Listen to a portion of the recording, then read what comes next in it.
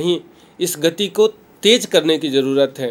तो उस दौर को कई रचनाकारों ने आधुनिकता से जोड़ा है, उसका एक लक्षण माना है।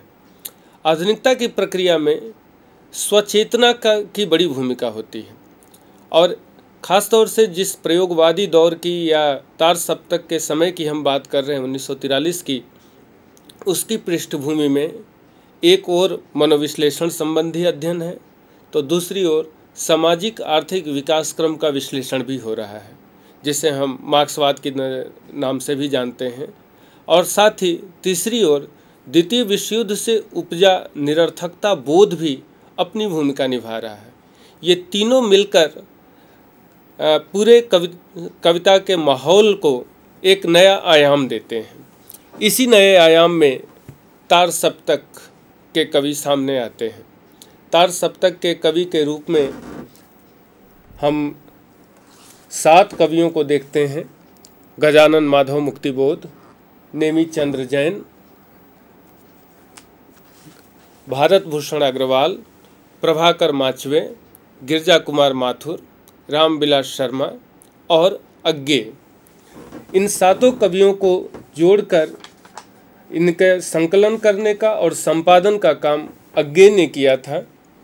और शुरुआती दौर में ही इन्होंने अपनी जो भूमिका लिखी थी, उस भूमिका में इस बात के तरफ संकेत किया था कि तार सप्तक के जितने कवि हैं ये सभी राही हैं, और राही भी नहीं, राहों के अन्वेषी हैं। उन्होंने इस बात की तरफ विशेष बल देते हुए बताया था कि तार सप्तक के सारे कवि एक दूसरे से परिचित हैं, लेकिन इससे यह परिणाम न निकाला जाए कि ये कविता के किसी एक स्कूल के कवि हैं या कि साहित्य जगत के किसी गुट अथवा दल के सदस्य या समर्थक हैं, बल्कि उनके तो एकत्र होने का कारण ही यही है कि वे किसी एक स्कूल के नहीं हैं, किसी मंजिल पर पहुँचे हुए नहीं हैं, अभी राही हैं, राही नहीं, राहों के अन्वेषी हैं। उनमें मतैक्य नहीं है, सभी महत्वपूर्ण विषयों पर उनकी राय अलग अलग है। जीवन के विषय में, समाज और धर्म और राजनीति के विषय में, काव्य वस्तु और शैली के, छंद और तुक के, कवि के दायित्वों के प्रत्येक विषय में उनका आपस में मतभेद है। यहाँ तक कि हमारे जगत के ऐसे सर्वमान्य एवं स्वयं सिद्ध मौलिक सत्यों को भी वे समान रूप से स्वीकार नहीं करते, जैसे लोकतंत्र की आवश्यकता, उद्योगों का समाजीकरण, यांत्रिक युद्ध की उपयोगिता, वनस्पति घी की बुराई अथवा कानन बाला और सहगल के गानों की उत्कृष्टता इत्यादि। अज्ञे इस तार सप्तक के संयोजक के रूप में, संपादक के रूप में हमारे सामने आते हैं, और आगे चलकर उन्होंने इस श्रृंखला को आगे बढ़ाते हुए दूसरे और तीसरे सप्तक का भी संपादन किया। ये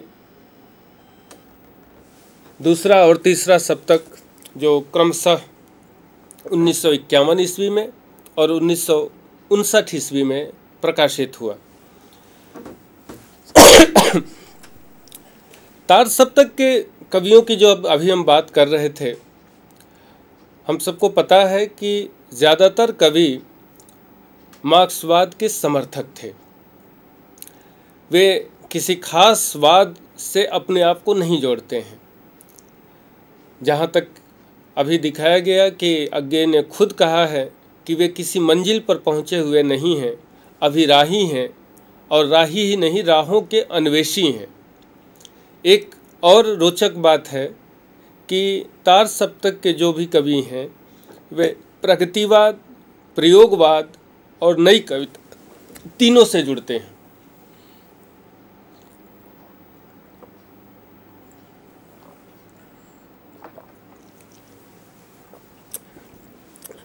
तीनों से जुड़ने के पीछे कुछ खास कारण है। एक तो यही कारण है कि वादों को लेकर उनके मन में वैसा कोई आग्रह नहीं है। दूसरी बात कि 7 कवि, जिसमें कई कवि आगे चल के आलोचक के रूप में भी महत्वपूर्ण भूमिका निभाए, ख़ास तौर से रामविलास शर्मा और नेमिचंद्र जैन, इन सभी कवियों ने अपनी एक अलग ज़मीन बनाई। मुक्तिबोध न केवल कवि के रूप में बल्कि कहानीकार एवं आलोचक के रूप में भी अत्यंत उल्लेखनीय हैं। साथ ही अज्ञेय बहुविध रचनाकार थे और कविता, कहानी, उपन्यास, निबंध, यात्रा वृत्तांत आदि तमाम विधाओं में अपनी पहचान बनाते हैं और मजबूत पहचान बनाते हैं। अज्ञेय को अक्सर विद्रोही के रूप में याद किया जाता है। विद्रोही किसी संस्था या कह लीजिए व्यवस्था से बंद कर नहीं चलता। बावजूद इसके यह भी एक सच्चाई है कि अज्ञेय एक बहुत अच्छे व्यवस्थापक के रूप में सामने आते हैं और तार सप्तक और उसके बाद दूसरे तीसरे सप्तक का संपादन उनके भीतर के व्यवस्थापक को बाहर लाता है और अत्यंत सृजनात्मक रूप में बाहर लाता है। यह अज्ञेय की एक अतिरिक्त विशेषता के रूप में इस बात को देखा जाना चाहिए। ख़ास तौर से तार सप्तक और उसके कवियों में जो एक जिज्ञासा का भाव है, या कह लीजिए कि अपनी राह खुद बनाने की जो प्यास है, जिसको आगे चलकर सर्वश्रेष्ठ दयाल सक्सेना कहते हैं कि लीक पर वे चलें जिनके कदम दुर्बल और हारे हैं, वो बात बहुत पहले से तार सप्तक के कवियों में नज़र आने लगती है। मसलन भारत भूषण अग्रवाल कहते हैं, कौन सा पथ है मार्ग में आकुल अधिरातुर बटोही यूँ पुकारा, कौन सा पथ है। भारत भूषण अग्रवाल की तरह प्रभाकर माचवे भी कहते हैं कि संशय के 2 कण लाया हूँ आज ज्ञान की झोली में। और अज्ञेय की वह अत्यंत चर्चित कविता जिसको प्रयोगवाद के कह सकते हैं कि प्रमाण पत्र के रूप में देखा जाता है, अगर मैं तुमको ललाती सांझ के नभ की अकेली तारिका अब नहीं कहता, या शरद के भोर की निहार नहाई कुईं टटकी कली चंपे की वगैरह, तो नहीं कारण कि मेरा हृदय उथला या कि सूना है, या कि मेरा प्यार मैला है, बल्कि केवल यही कि ये उपमान मैले हो गए हैं, देवता इन प्रतीकों के कर गए हैं कूच। अज्ञेय की पंक्ति को देखें, इसके समानांतर प्रभाकर माचवे, भारत भूषण अग्रवाल की पंक्तियों को देखें, या बाद में चर्चित पंक्ति जो मुक्तिबोध की उभर कर आई कि अब तो अभिव्यक्ति के खतरे उठाने ही होंगे। ये तमाम पंक्तियाँ एक पुराने से असंतोष और साथ ही नई राह को खोजने की प्यास, इन दोनों प्रवृत्तियों की तरफ संकेत करते हैं। ख़ासतौर से अज्ञेय की इस कविता को लें, इसमें भाव प्रवणता के स्थान पर गैर रोमांटिक भावबोध और विचार तत्व को विशेष महत्व दिया हुआ नजर आता है। एक तरह से छायावाद की सीमा को अज्ञेय इस कविता में उद्घाटित करते हैं। हम ध्यान दें कि इस चर्चित कविता में ललाती सांझ, अकेली तारिका, भोर की कुईं, शरद, इन शब्दों में के संदर्भ अगर हम जोड़ें तो संध्या, तारा, चंपा या जूही की कली, इन सब की तरफ अनायास ही ध्यान चला जाता है। कहा जा सकता है कि तारा के स्थान पर या चंपा या जूही के स्थान पर कलगी बाजरे की कहना बहुत कुछ संकेतित करता है और बदले हुए सौंदर्याभिरुचि की तरफ हमें ले जाता है। ये बदले हुए सौंदर्याभिरुचि या इसकी ज़रूरत क्यों पड़ती है, इसका एक बड़ा कारण तो यह भी समझ में आता है, जो आगे चल कर के नई कविता का मूल वाक्य बना कि नया कवि वादों से मुक्ति चाहता है। वो छायावाद, प्रगतिवाद, प्रयोगवाद की बजाय सिर्फ कविता तक केंद्रित होना चाहता है और कविता में सभी वादों को समेटने की बात करता है।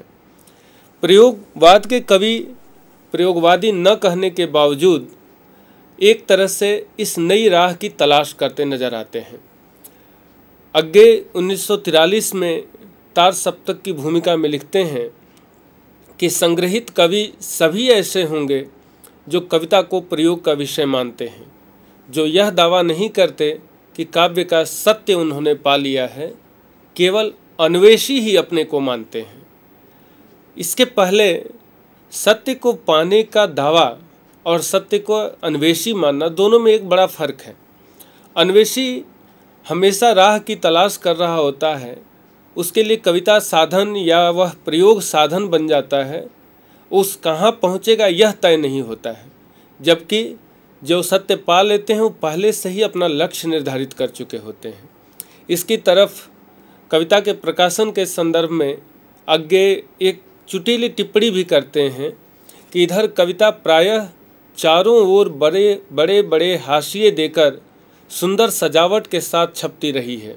अगर कविता को शब्दों की मीनाकारी ही मान लिया जाए तब यह संगत भी है। तार सप्तक की कविता वैसी जड़ाऊ कविता नहीं है, वह वैसी हो भी नहीं सकती। यह भी स्पष्ट है कि जिस समय तार सप्तक का प्रकाशन हुआ 2-3 वर्षों तक उसको वह महत्व नहीं मिला, परंतु उसके बाद धीरे धीरे उसका एक ऐतिहासिक महत्व खुद ही खुद साबित होता चला गया। ठीक इसके प्रकाशन के 20 वर्षों के बाद इसके संपादक अग्गे इस बात को रेखांकित करते हुए इसकी एक और भूमिका लिखते हैं और वो कहते हैं कि सभी चकित हैं कि तार सप्तक ने समकालीन काव्य इतिहास में अपना स्थान बना लिया है। सभी कवि अपने को अपने समय से एक नए ढंग से बांध रहे थे। ये वो 1943 के दौर के बारे में बात कर रहे हैं। सभी सबसे पहले समाजजीवी मानव प्राणी थे और समान धर्मा का अर्थ उनके लिए कवि धर्मा से पहले मानव धर्मा होना था। यह भेद किया जा सकता है कि कुछ के लिए आधुनिक धर्मा होने का आग्रह पहले था और अपनी मानव धर्मिता को वह आधुनिकता से अलग नहीं देख सकते थे, और दूसरे कुछ ऐसे थे जिनके लिए आधुनिकता मानव धर्मिता का एक आनुषंगिक पहलू अथवा परिणाम था।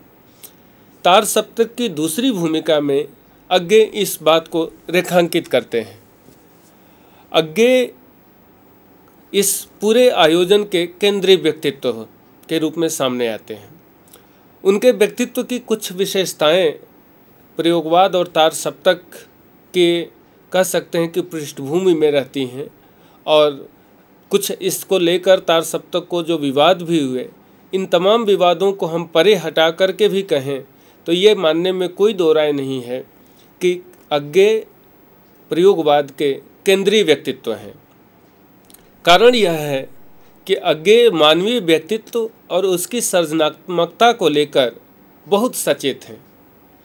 वो बार बार इस बात का जिक्र करते हैं, न केवल कविता में बल्कि अपने उपन्यासों में या अपने निबंधों में भी इस बात को दोहराते हैं। वे किसी के जैसा यानी टाइप नहीं बनना चाहते। वे व्यक्तित्व की निजता को महत्व देते हैं और मानते हैं कि सृजनात्मकता स्वाधीनता के बगैर नहीं आ सकती। गुलाम मानसिकता का व्यक्ति और चाहे जो हो जाए रचनाकार नहीं बन सकता। इसीलिए अग्गे स्वतंत्रता को उसके सभी अर्थों में अंगीकार करने की बात करते हैं। जहाँ कहीं इस स्वाधीनता पर रोक लगाने या रूढ़ ढांचे में बांधने की कोशिश होती है, अग्गे का रचनाकार उससे विद्रोह कर बैठता है। वह विद्रोह चाहे शेखर के रूप में हो या कलगी बाजरे के रूप में। अग्गे की इस विशेषता को रेखांकित करते हुए निर्मल वर्मा ने एक जगह लिखा भी है कि अग्गे को अभिजात मानने के पीछे कोई यह भावना नहीं थी कि वह किसी उच्च या सामंती वर्ग से आए थे, बल्कि उनका स्वभावगत स्वाधीन विवेक हमारी गुलाम मानसिकता में कहीं फिट नहीं हो पाता है। इसीलिए उन्हें व्यक्तिवादी बार बार कहा गया। यहाँ भी यह सवाल महत्वपूर्ण है कि व्यक्तिवादी होना और व्यक्तित्ववादी होना दोनों दो बातें हैं, और अग्गे व्यक्तित्व के स्वायत्तता पर हमेशा बल देते नजर आते हैं। इसी का एक पक्ष और है जिस पर तार सप्तक में बहुत बल दिया गया, और वो पक्ष है भाषा का। भाषा को लेकर अग्गे बहुत सचेत नजर आते हैं, और दूसरे जो कवि हैं जिसमें से रामविलास शर्मा आगे चलकर भाषा पर केंद्रित पूरी पुस्तक लिखते हैं, भाषा और समाज नाम से, या मुक्तिबोध भाषा को लेकर नए नए प्रयोग करते हैं, चली आ रही परंपरा में बहुत कुछ जोड़ते हैं। उदाहरण के रूप में हम सच्चिदानंद के बरक्ष अज्ञे ने जो सत चित्त वेदना दह की शब्द का प्रयोग किया, पद का प्रयोग किया, वह अत्यंत उल्लेखनीय है कि सच्चिदानंद नहीं, जब सत्य हो, सत्य की जानकारी हो, चेतना हो, तो इन दोनों के संयोग से आनंद के बजाय आज के परिवेश में, यानी उनके परिवेश में, वेदना की उत्पत्ति ज़्यादा होती है। भाषा को लेकर अज्ञे अनेक बार सवाल उठाते हैं और उनका मानना है कि भाषा एक सामाजिक समय है। समाज में संप्रेषण का आधार वही हो सकता है जो न केवल पूर्वानुमेय है, वरन जिसके प्रत्येक पद का एक निर्धारित मूल्य हो। महत्वपूर्ण है कि अज्ञेय समाज की भाषा और सृजनात्मकता की भाषा में एक तरह का भेद करते हैं।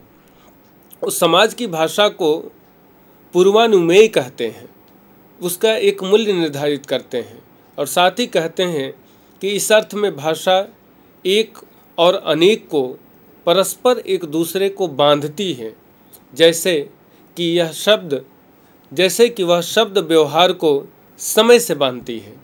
सृजनात्मक भाषा समय से ऊपर उठती है, वह अपूर्वानुमेय होती है। जहाँ सामाजिक भाषा का पहले से अनुमान संभव है, अनुमान किया जा सकता है, सृजनात्मक भाषा उस पूर्वानुमान की प्रक्रिया को तोड़ देती है या उसे बाधित करती है, वह अपूर्वानुमेय होती है। संप्रेषण की नई प्रणालियाँ ही नहीं, संप्रेष्य नया संसार भी रचती है। इस प्रकार रचनात्मक भाषा बंधनों से मुक्त करती है और मुक्ति के नए गलियारे उद्घाटित करती है। अज्ञे के संकलन खुले में खड़ा पेड़ में इन्होंने इस बात को उल्लेख किया है। उसी में आगे चल के वो एक बात और कहते हैं कि हमारी भाषा हमारी स्मृति है, और अगर स्मृति नहीं है तो व्यक्तित्व नहीं है। इस प्रकार भाषा और अस्मिता का संबंध और भी स्पष्ट हो जाता है, और जब भी आप कुछ नया करने चलते हैं तो उसमें भाषा की भूमिका कितनी महत्वपूर्ण हो जाती है, इसका भी पता चलता है। अज्ञे और कह सकते हैं कि उनके सहयोगी कवि तार सप्तक के